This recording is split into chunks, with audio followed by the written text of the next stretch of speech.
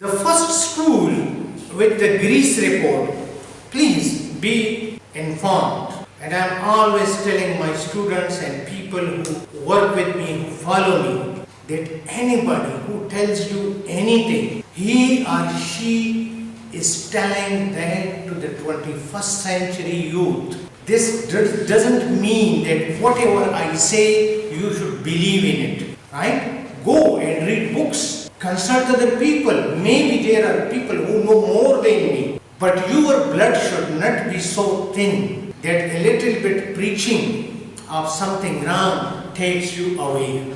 No, listen to everyone. Listen to every philosophy. Seek everyone's advice you think worth that. But decide on your own to train your brain, because this is your life.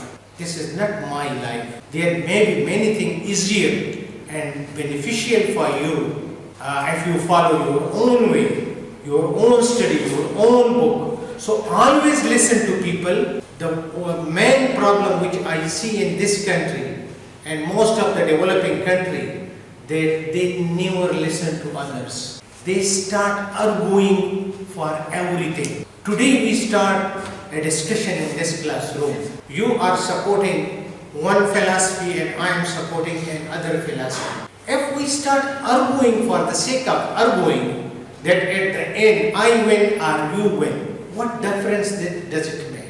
Does it make any difference? If the government is not my job and I am talking that leader is good and you say that leader is good, and you proved 100% in this classroom that you were right, does it benefit anyone? Because you are not your classroom is not supposed to, or you are not supposed to argue for these things. But as a teacher, this is my responsibility to teach you, right?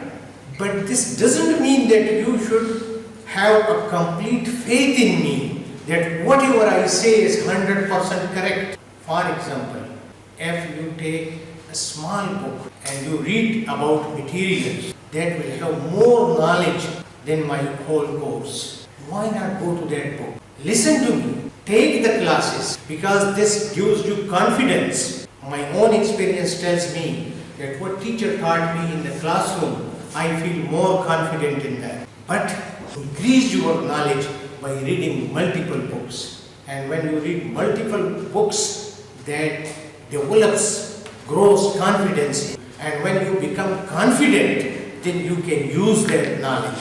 That confidence forces you, helps you, encourages you to use your knowledge. So for this knowledge, then the teacher, let us say that when you came to the teacher of the wise men of the prehistoric time, from morning 9 a.m. to 10 a.m., and other father sent his son or daughter from 10 to 11, then another sent from 12 to 1 o'clock. The teacher may have thought that why should I waste the whole day in teaching them one by one?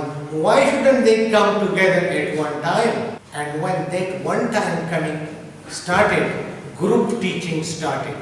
And that group teaching, I am not going into details, but that took the shape of the classroom you are sitting today. So it was not the matter of days or months or years. It was in centuries and millennia that we came to this stage, right? So it took a long time.